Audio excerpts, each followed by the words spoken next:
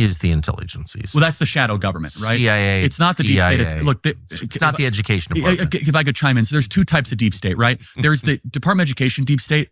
They just slow things down. That's their only. They leak and they delay.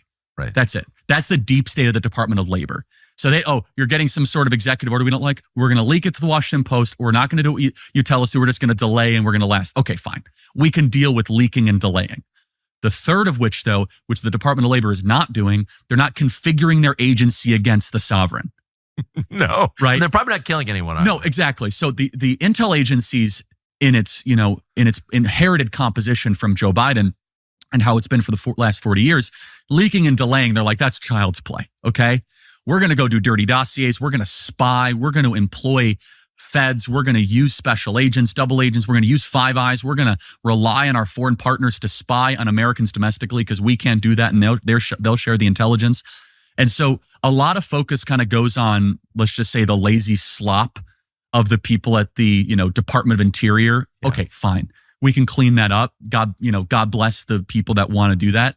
But if we do not focus the energy of this movement on the administrative state, then we are going to have elections in name only. And I know the president understands this because he lived through a thwarted first term largely because of the intel agencies and what we would like to call the shadow government. Charlie were alive today, they'd be calling him demonic. They'd be calling him possessed. They'd be saying that he was crazy for not trusting the government because he was honest. He had an honest perspective about psychological operations. He noticed them. He knew the government was behind these psychological operations, just like the one they have put in place since Charlie was assassinated. Here's what Charlie had to say back in October of 2024 regarding the CIA and MK Ultra. He is speaking with Justice Smith. Take a listen.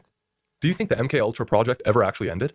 Or just went over? We have no evidence that it ended. And also we have Operation Mockingbird too, which was another CIA program, which was that they were going to take over all the news networks and have symmetry in their broadcast communications. No, the Central Intelligence Agency is actively involved in mind manipulation of people here domestically. And that is completely against the CIA charter. You must understand, we have Congress, and they're just kind of like a peanut gallery. And then we have a super government that exists above Congress of the Department of Defense, which is the Pentagon, the Central Intelligence Agency, which is its own thing out in Langley, the Federal Bureau of Investigation. They run the country. The intel agencies run the country. I agree. The people that run the country, the executive branches run the country. This is why they hate Trump. Because Trump was the first candidate since JFK to actually want to declare war on the intel agencies and bring the power back to the sovereign. And both him and Kennedy got shot. Yes, well, I am just, in many ways, I think it would just pain Charlie to see everything that's happened since he passed. I think it would just pain him to see what Trump has become. He's become a deep state, obviously. And never have I ever seen a more aggressive psychological operation, or a more obvious operation, for that matter, than everything that the intel agencies have been trying to impart upon the public since Charlie Kirk was assassinated. Until, I should say, and relatedly, I saw what happened after we brought up Mitch Snow. Okay, so let's recap what happened in case you forgot.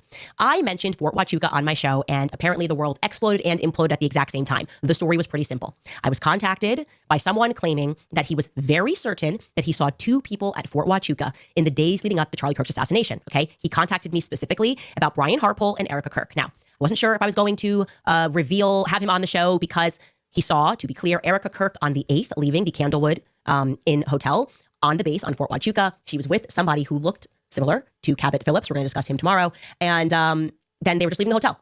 Then he says he sees that Cabot Phillips looking special force type person the next day with Brian Harpole. And he's basically 100% certain he saw Brian Harpole at this top brass meeting that took place on the morning of the 9th, a meeting which was concluding on the morning of the 9th around 7:30 a.m. He sent me all of the receipts to back this up. Okay. Again, wasn't sure if I was going to have him on the show. Felt weird about asking him not to tell us the part about Erica Kirk because I was more interested, obviously, in the meeting because of the manner that he described it. Like, this is a final meeting before an operation. Well, what would Brian Harpole be doing there? What sort of an operation are we talking about? Now, we couldn't jump to conclusions at that point because maybe Brian Harpole was going to say, oh, yeah, I was there. I was there because I was picking up something from my brother. Maybe Erica was going to come out and say, yeah, I was at Fort Huachuca base because my mother has DoD contracts and I'm very familiar with this base and I was going to see a friend. We didn't know what to make of anything other than he said that he saw these two people on different days. Again, to be super clear, he did not see Erica at the meeting on the morning of the 9th. He saw her the night before, allegedly, obviously. That was the allegation. What happened after we allowed Mitch onto the show to share his story was, it was just madness. It was kooky. What happens next is Alex Jones, of all people, the guy who brought us the gay frogs, and a couple of YouTubers that nobody had heard of, began a very aggressive effort to go after Mitch, right? To say, nope, this guy is illegitimate. We shouldn't listen to a single word that he says. Quite literally, Alex Jones went onto his show and declared war on me. I've never said a bad word about Alex Jones ever. In fact, only good words.